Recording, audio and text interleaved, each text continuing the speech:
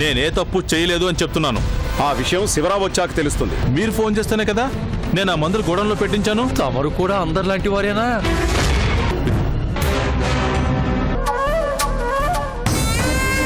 నువ్వేం కంగారు పడకన్నయ్యా, నిన్ను నేను బయటికి తీసుకొస్తాను. పరిస్థితి చూస్తుంటే నాకు ఆ నమ్మకం కలగడం లేదురా.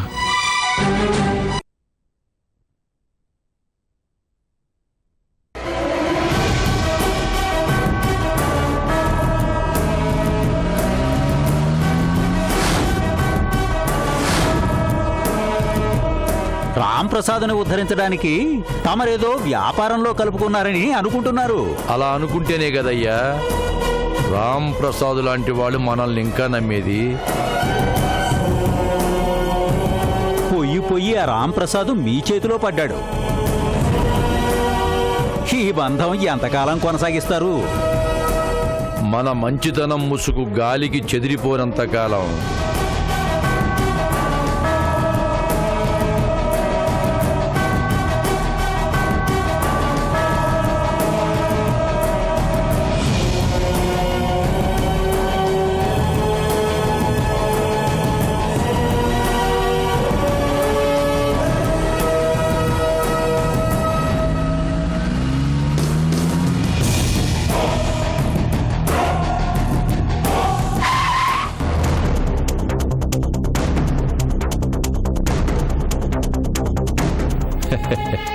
ఏమయ్యా పంతులు? అయ్యా ఆ, అయ్యా, మన పనులు మనం బాగానే చేసుకుంటున్నాం. పాపం రాంప్రసాద్ గారి పరిస్థితి ఏమో అలా అయిపోయింది. ఏం చేస్తాం పంతులు? పైకెక్కాలి అంటే మెట్లెక్కాలి. ఎక్కడానికి ఉపయోగపడింది కదా అని ఎక్కి నిచ్చిని భుజానేసుకోలేంగా. ఇది అంతే. మనం మంచి వాళ్ళం అనిపించుకోవాలి అంటే అవతలి వాళ్ళని వ్యధములు చెయ్యాలి. చేసేసాం. ఒరే శివరావు,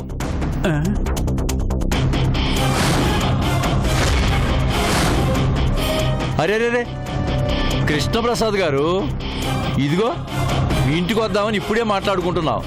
పాపం రాంప్రసాద్ గారిని అరెస్ట్ చేశారటగా. కారణం నువ్వే కదరా. అన్న మందులు మీ గోడౌన్లో ఉంటే కారణం నేను ఎలా అవుతానండి అయ్యా? రేయ్, అన్యాయంగా మా అన్నయ్య చెయ్యని తప్పుకి నిందితుడిని చేసి ఏమీ తెలియనట్లు నటిస్తున్నావా? ఏదో ఊళ్ళో నాటకాలాడే రోజుల్లో ఏదో అనుభవం ఉంది కానీ ఇప్పటికీ నాకు నటించడం అలవాటు లేదండి అయ్యా. మా అన్నయ్యతో నువ్వు స్నేహం చేసిందే ఎందుకని నాకు తెలుసురా.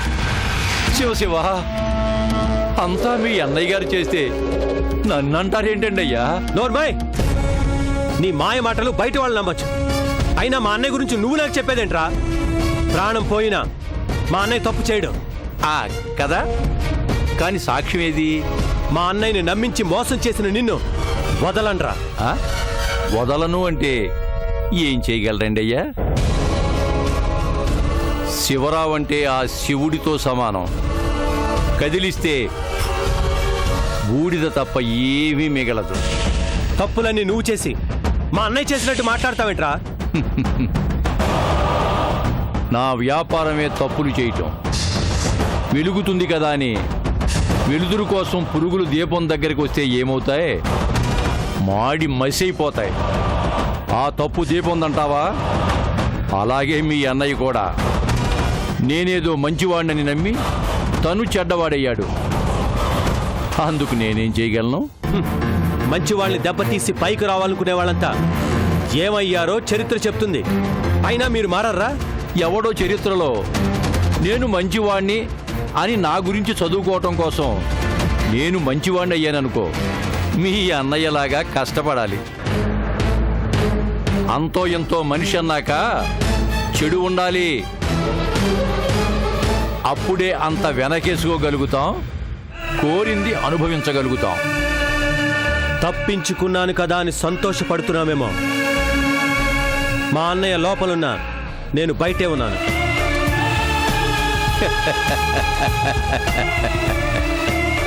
కృష్ణప్రసాద్, అన్నయ్యని పంపించిన నాకు తమ్ముణ్ణి పంపించడం కష్టమా చెప్పు? మీ అన్నయ్యను బయటకు తీసుకురావటం నీకు కష్టం గాని మా అన్నయ్యని బయటికి తీసుకొస్తా, నిన్ను లోపలికి పంపిస్తాను. చూడండి అయ్యా, నేనంత మంచివాణ్ణి కాదు. గతంలో మీ అన్నయ్య గారి గురించి మీరు నాతో గొడవ పడ్డారు, చెయ్యి కూడా వాడారు. దానికి ప్రతిఫలం మీ అన్నయ్య గారు శ్రీకృష్ణ జన్మస్థానంలో కూర్చున్నారు. నాకే కష్టం కలిగించకపోయినా అవసరానికి మీ అన్నయ్యనే వదలలేదు. అలాంటిది నేను తమరి మీద కన్ను వేశాననుకోండి, శివుడు మూడో కన్ను తెరిచినట్లే.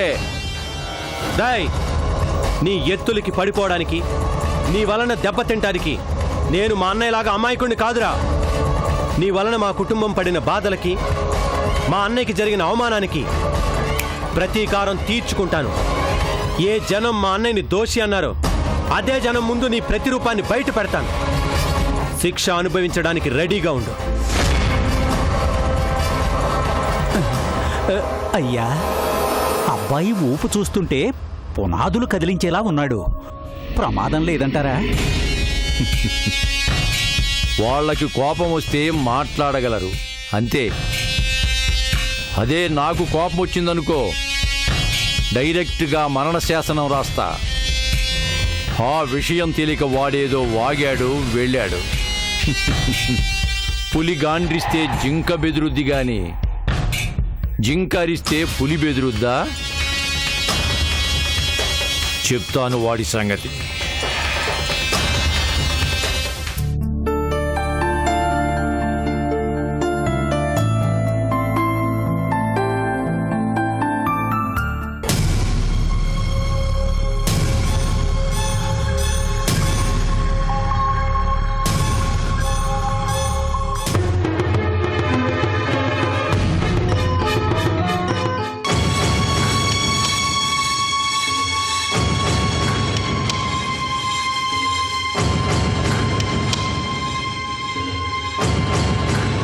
హలో,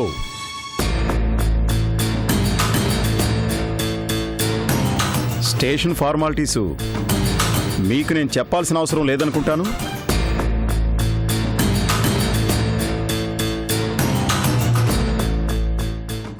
ఏంటి ఇలా వచ్చారు? నేను ఇక్కడున్నాను. నా పర్మిషన్ లేకుండా ఏంటి మీ ఇంట్లోకి వెళ్ళినట్టు వెళ్ళిపోతున్నావు? ఏం రవీంద్ర, మాటలే మారాయనుకుంటే మనిషివి మారావుగా. మారకపోతే కొంతమందిలా విలువ లేకుండా పోతాం. నీ పై ఆఫీసర్ నన్న సంగతి మర్చిపోతున్నావు రవీంద్ర.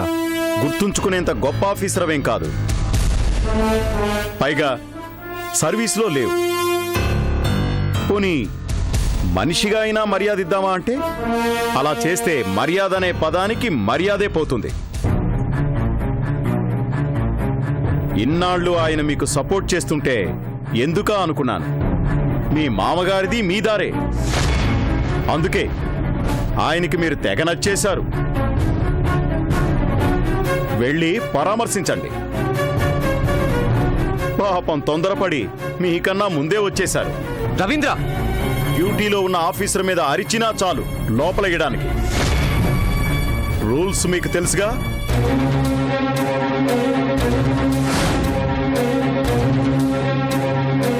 వెళ్ళి కలవండి.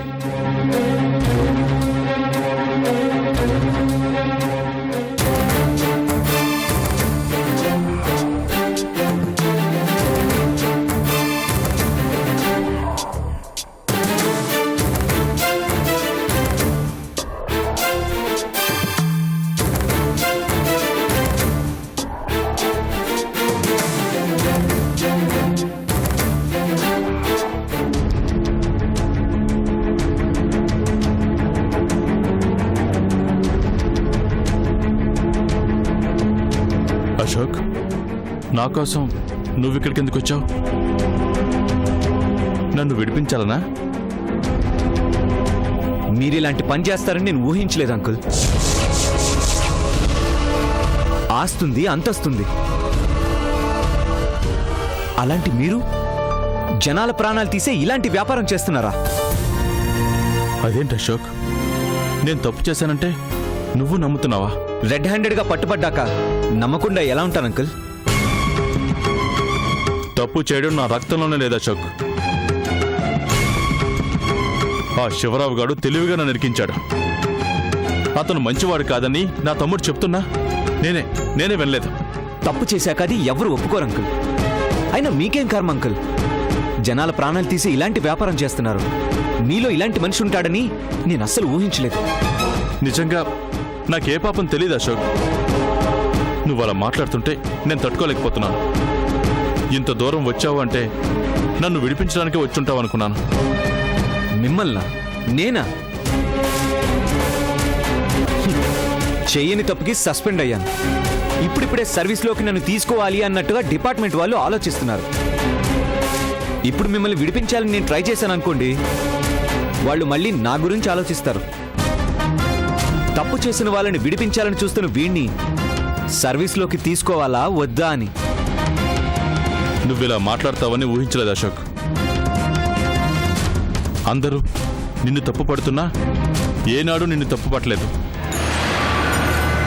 అలాంటిది నేను తప్పు చేయలేదని చెప్తుంటే నా మాట నువ్వు నమ్మడం లేదు. నన్ను నమ్మారు అంటే నేను ఏ తప్పు చేయలేదు కాబట్టి నమ్మారు. మీరు తప్పు చేశారు కాబట్టే నేను నమ్మడం లేదు.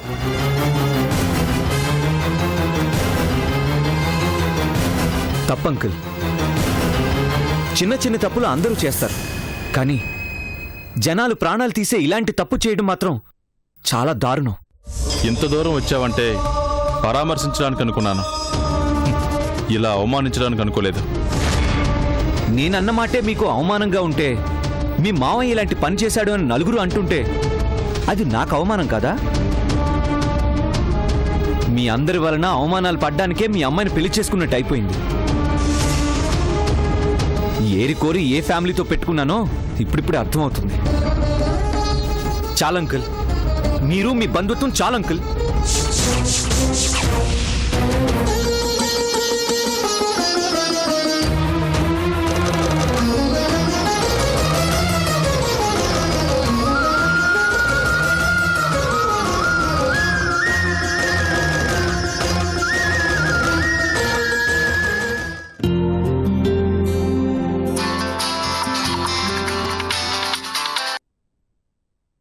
లలిత చెప్పు, ఎలా ఉన్నావు? నేను బాగానే ఉన్నాను. ఏంటి గొంతలా ఉంది? మళ్ళీ ఏమన్నా అశోక్ గడు ఎదురుపడ్డా? అతనితో ఇబ్బంది ఏం లేదు. మరి ఏమైంది లలిత? డాడీని పోలీసులు అరెస్ట్ చేశారంట.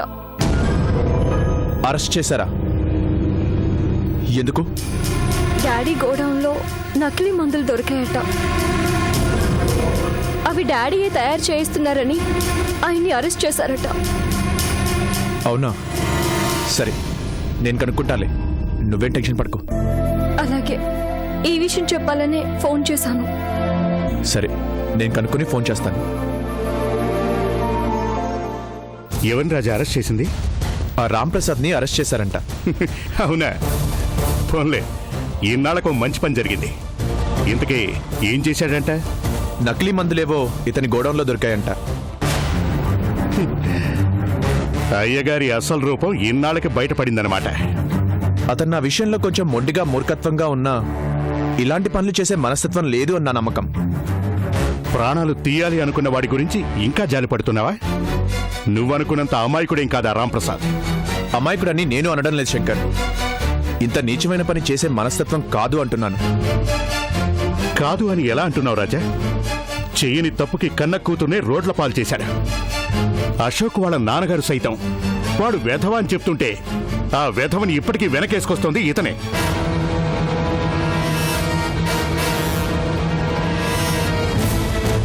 తన అహం దెబ్బతింటుంది అని తమ్ముడి కూతురు నిస్తార్థం చెరగొట్టడానికి, నీ ప్రాణాలు తీయటానికి కూడా వెనకాడలేదు. అలాంటి రాంప్రసాద్ మంచివాడు ఎలా అవుతాడు రాజా? నువ్వు చెప్పింది నిజమే, కానీ జనాల ప్రాణాలు తీసే అంత దుర్మార్గుడు అంటావా? బయటపడేదాకా ఎవ్వడూ దుర్మార్గుడు కాడు. అందరూ అమాయకులుగానే కనిపిస్తారు. ఇలా ఎప్పుడో ఒకప్పుడు బయటపడితేనే కదా అసలు రంగు తెలిసేది. నేను మాత్రం ఇప్పటికీ నమ్మలేకపోతున్నాను శంకర్. చెడులో కూడా మంచిని చూసే నీ కళ్ళకి అలాంటి వాళ్ళు అమాయకులుగానే కనిపిస్తారు. కానీ నేనైతే గట్టిగా నమ్ముతున్నాను రాజా. చేయని తప్పుకి మిమ్మల్ని ఇద్దరిని చెడ్డవాళ్ళు అన్నాడు. బరి తెగించి తిరుగుతున్నారు అన్నాడు. కన్న కూతురని కూడా చూడకుండా చనిపోయింది అని వదిలేసుకున్నాడు. ప్రపంచం మొత్తం వెధవ అంటున్న అశోక్ని మాత్రం నెత్తిన పెట్టుకుని ఊరేగాడు. ఎందుకంటే ఆ రాంప్రసాద్ అంతకన్నా వెధవ కాబట్టి. అలాంటి వాడి విషయంలో జాలి పడ్డావు అంటే రేపు జనం మనల్ని చూసి జాలి పడతారు. వాడు చేసిన తప్పులకు ఇన్నాళ్లకు శిక్ష అనుభవించే అవకాశం వచ్చింది. అనుభవించని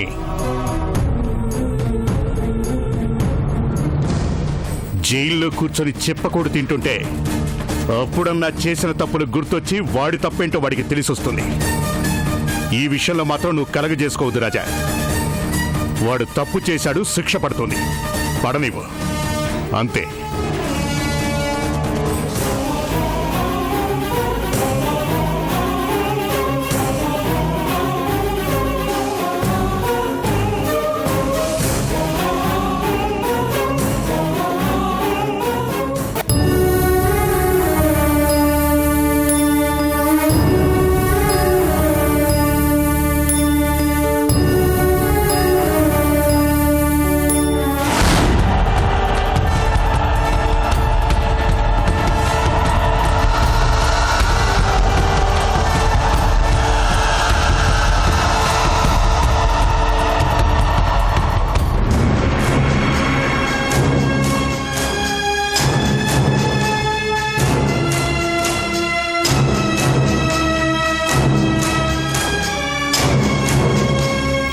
హలో సార్.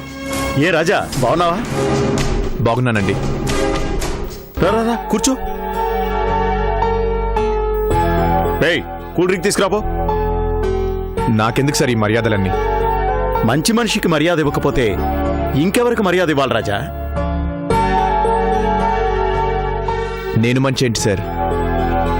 అందరూ నన్ను రౌడీ, గూండా అంటుంటే మంచిని అర్థం చేసుకోలేని వాళ్ళు మీలాంటి వాళ్ళ గురించి మాట్లాడుకునే మాటలవి. రౌడీ అన్న చెడ్డ పేరు తగిలించుకొని మీరెన్ని మంచి పనులు చేస్తున్నారో నాకు తెలుసు. కానీ పెద్ద మనిషి అనే పేరుతో వెధవ పనులు చేసే అదిగో అలాంటి వాళ్లకన్నా మీరు చాలా గ్రేట్. ఒక్కసారి ఆయనతో మాట్లాడొచ్చా? నువ్వు నా పర్మిషన్ అడగడం ఏంటి రాజా? Cell open చేయించమంటావా? అంత అవసరం లేదులేండి, జస్ట్ మాట్లాడొస్తానంట. అలాగే.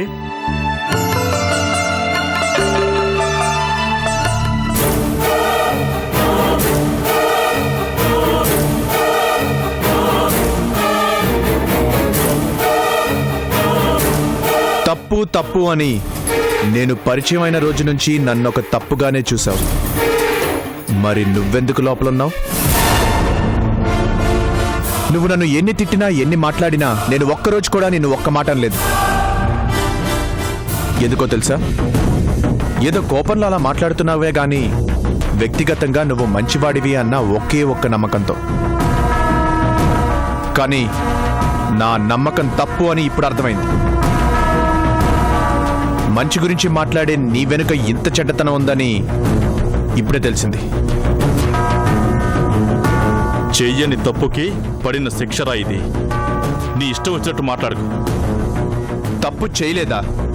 మరి ఆ నకిలీ మందులు నీ గోడౌన్లో ఎందుకున్నాయి? నీ చీకటి బ్రతుకు అదే కాబట్టి.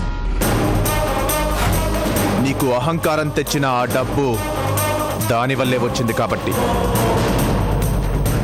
చూసావా, నేను దుర్మార్గుణ్ణి, రాక్షసుణ్ణి అన్నావు. నీ కూతురి జీవితాన్ని నాశనం చేశాను అన్నావు.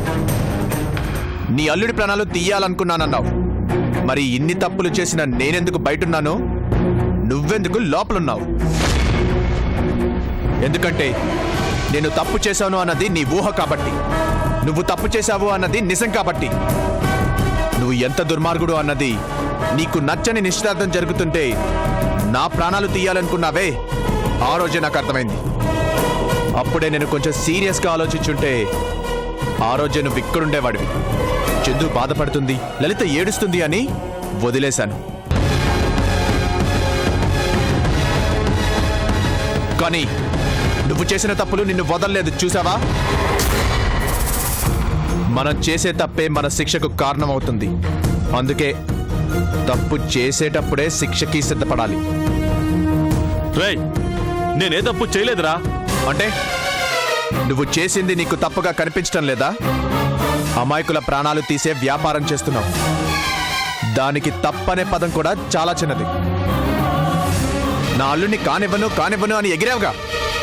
నీ అల్లుడిని కానందుకు ఇప్పుడు నాకు చాలా ఆనందంగా ఉంది.